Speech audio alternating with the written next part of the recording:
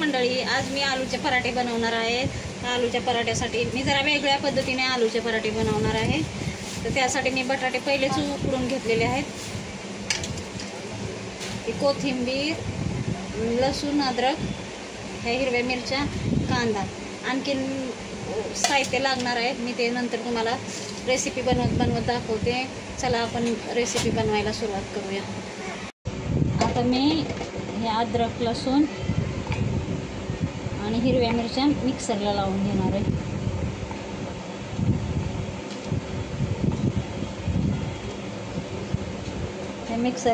हे मिक्सरला वाटून घेणार बारीक.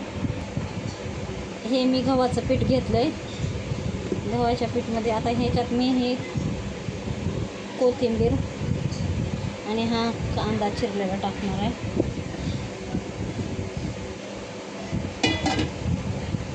आणि हे अद्रक, लसूण वाटलेले पेस्ट सगळं टाकणार आहे ह्याच्यात.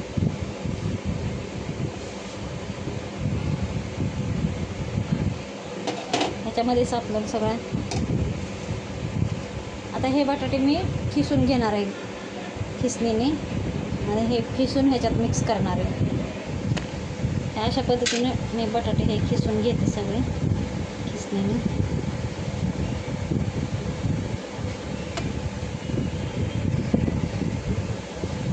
अशा प्रकारे मी सगळे बटाटे खिसून घेतलेत. आपले बटाटे पूर्ण खिसून झालेत.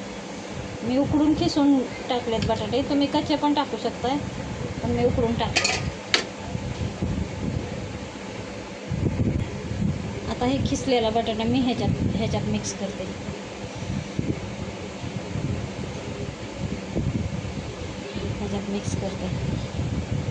ह्याच्यात अजून आपल्याला थोडे मसाले टाकायचेत. ह्याच्यात आपल्याला 2 चमचे बेसन पण टाकायचं आहे. बेसन 2 चमचे घातले ह्याच्यात.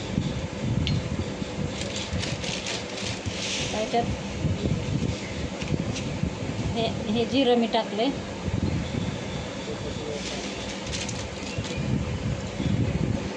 हळद टाकते मी.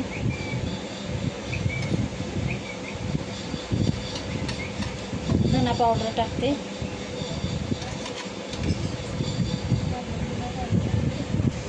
मिरची पावडर टाकली थोडीशी.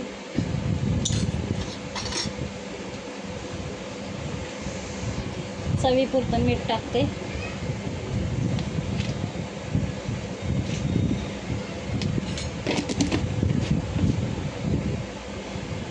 आता ह्याला आपण मिक्स करूया पाणी घालून. ह्याच्यात पाणी टाकून ह्याचं एक मिश्रण चांगलं बनवून घेऊया.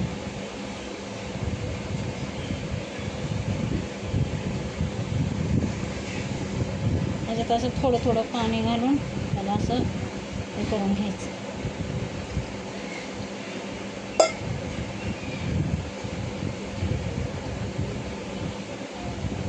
ह्याचं पातळ असं मिश्रण बनवून घ्यायचं, त्याला डोश्याच्या पिठासारखं. छान. ह्या अशा प्रकारे मी हे मिश्रण तयार केलंय हे सगळं. आता आपण ह्याला तव्यावर फ्राय करू. ह्या तव्यावर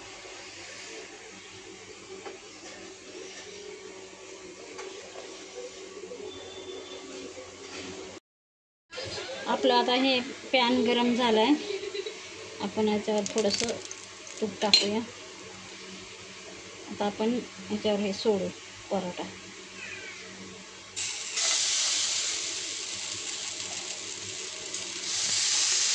असा पसरवून घ्यायचा, चांगला पातळ करायचा. आणि बटाटे खूप नाही घालायचे. बटाटे 1-2च बटाटे घालायचे, जास्त नाही. मी जास्त मिश्रण होतं म्हणून मी जास्त बटाटे घातले. मला जास्त बनवायचं होतं म्हणून. तुम्हाला जसं बनवायचं तसं, पण बटाटे कमीच घाला. असं पसरवून घ्यायचं. त्याला आता खालून चांगलं शेकून घ्यायचं. वरून थोडंसं असं तूप सोडायचं.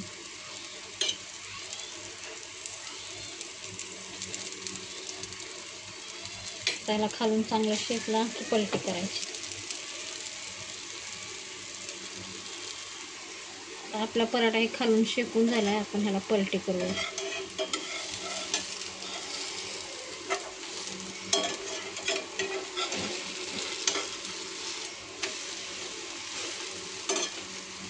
ह्याला असा पलटी मारायचा.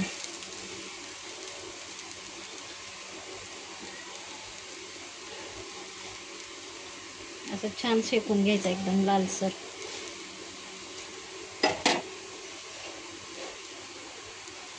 आपला पराठा हा दोन्ही साईडने शेकून झाला. आता आपण ह्याला काढू. अशा पद्धतीने शेकून घ्यायचे. आपला पराठा असा शेकून झाला.